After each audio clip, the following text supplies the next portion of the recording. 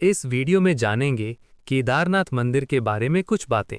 तो वीडियो को लाइक और चैनल को सब्सक्राइब कर देना दोस्तों।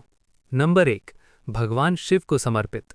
केदारनाथ मंदिर 12 ज्योतिर्लिंगों में से एक है और ये भगवान शिव को समर्पित है। नंबर 2, ऊंचाई पर स्थित।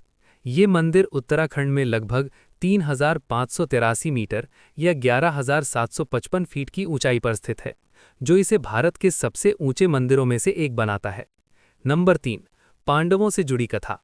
मान्यता है कि महाभारत के बाद पांडवों ने अपने पापों से मुक्ति पाने के लिए इस मंदिर का निर्माण कराया था।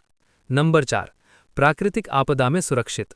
2013 की भयानक बाढ़ के बावजूद मंदिर को बहुत कम नुकसान पहुंचा, जिसे लोग आज भी एक चमत्कार मानते हैं। नंबर 5, केवल 6 महीने खुला रहता है।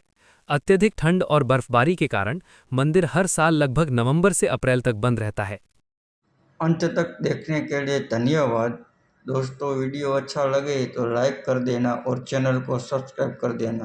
धन्यवाद।